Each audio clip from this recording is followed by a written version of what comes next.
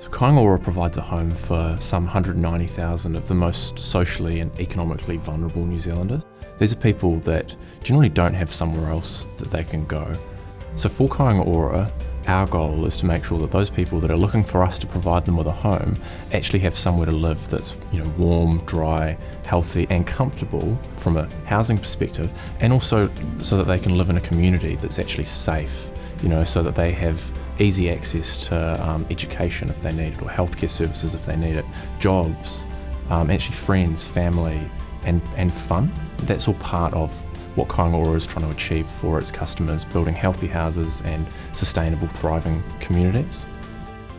So last year Kāinga Ora produced its first emissions inventory or carbon report, and what that inventory actually showed is the things that you might normally associate with a business's carbon footprint, i.e. its fleet or its staff flying around the country, or the energy that's being used in its facilities, actually only made up less than 1% of our footprint.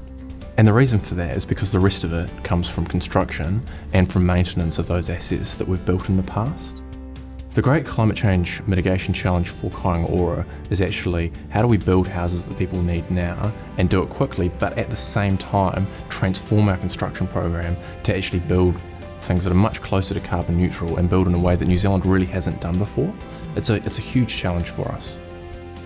We know that buildings and the built environment are significant contributors to emissions and to the carbon footprint of New Zealand, and there are two main reasons for that.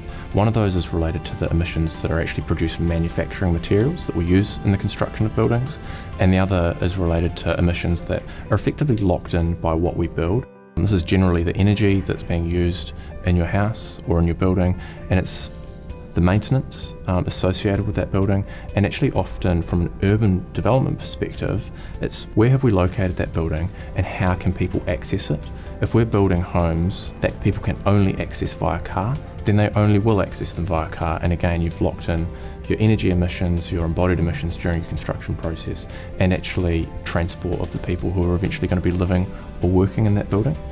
So the next big thing that we're doing is our carbon neutral housing program. The purpose of this program is to accelerate the adoption of low carbon buildings and low carbon materials, low carbon construction techniques into Kāinga Ora's construction program and into its housing portfolio, but also to accelerate the adoption of those practices within the construction sector in New Zealand.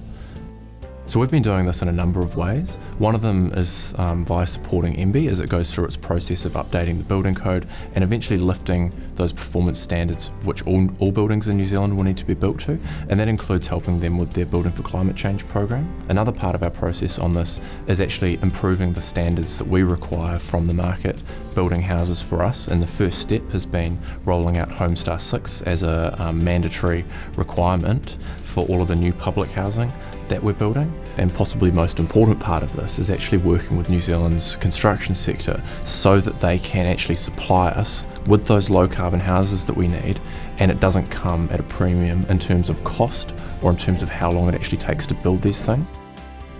Over the next 20 years, New Zealand is going to be investing significant amounts of money into new construction and into new or regenerated urban areas. From a construction perspective, $400 billion might be spent in that time.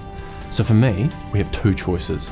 Either we spend a bit more now, maybe 10% more, building carbon neutral houses or houses that are actually fit for the future, or we spend 110% fixing it later.